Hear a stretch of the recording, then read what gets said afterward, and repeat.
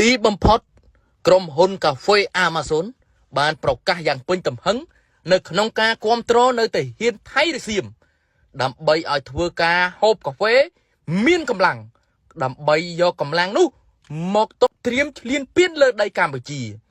ចុះបងប្អូនកម្ពុជានៅគ្រប់គ្រងផលិតផលកាហ្វេ Amazon ទៀតដែរឬអត់ខណៈដែលកាហ្វេនេះកំពុងតែគ្រប់គ្រងទាហានគេដើម្បីឲ្យពិសាឲ្យមានកម្លាំងនៅក្នុងការត្រៀមឈ្លានពានទឹកដីខ្មែរប្រិមិត្តទូរទស្សនិកជនជាទីគោរពនិងជាទីមេត្រីឃើញថាបងប្អូនពលរដ្ឋខ្មែរកាលពីពេលកន្លងទៅមានសន្ទុះជាខ្លាំងនៅក្នុងការគ្រប់គ្រង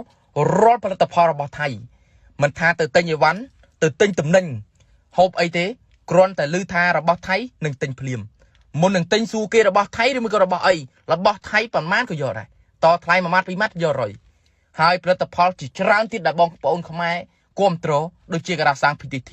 កាហ្វេ Amazon បាទហើយនៅមានផលិតផលល្បីមួយចំនួនទៀតដែលបងប្អូនធ្លាប់គ្រប់គ្រងកន្លងមកតែឥឡូវនេះខ្ញុំសូមសំណូមពរបងប្អូនងាកមកគ្រប់គ្រងនៅផលិតផលរបស់ខ្មែរយើងវិញផលិតផលរបស់ខ្មែរយើងគឺមានច្រើនដូចគ្នាឥឡូវនេះបងប្អូនខ្មែរមួយចំនួនកំពុងតែត្រៀមនៅក្នុងការផលិតក៏ដូចជាបង្កើតនៅផលិតផលមួយចំនួនតាមតម្រូវការរបស់បងប្អូនជៀសវាងនៅការប្រើផលិតផលរបស់គេដូច្នេះយើងមានតែងាកមកប្រើផលិតផលរបស់ខ្លួនឯងតែខ្ញុំសូមសំណូមពរមួយប្រសិនបើបងប្អូនមកគ្រប់គ្រងឬមួយក៏ទិញនៅផលិតផលរបស់ខ្មែរហើយសូមអ្នកដែលជាអ្នកម្ចាស់ផលិតផលខ្មែរនោះមេត្តាកុំដំឡើងតម្លៃមេថាអ្នកលក់ណាកុំដំឡើងតម្លៃថ្លៃកេងចំណេញមួយពេលដែលមានប្រយោជន៍យើងត្រូវគិតដល់ប្រទេសជាតិទាំងមូលតម្លៃប៉ុណ្ណាយើងលក់ប៉ុណ្ណឹងទៅសេដ្ឋកិច្ចពេលនេះយ៉ាងម៉េចយើងដឹងហើយអញ្ចឹងតម្លៃប៉ុណ្ណាយើងលក់ប៉ុណ្ណឹងទៅដើម្បីគ្រប់គ្រងនិងលើកស្ទួយទៅដល់វិស័យខ្មែររបស់យើងបញ្ជាក់ឲ្យខាងគេនោះឃើញថាខ្មែរយើងក៏អាចធ្វើបានដែរខ្មែរយើងក៏អាចធ្វើបានដែរគ្រាន់តែរឿងបងប្អូនបានឃើញបានជ្រាបហើយផលិតផលរបស់គេគ្រប់គ្រងកងកម្លាំងយោធារបស់គេ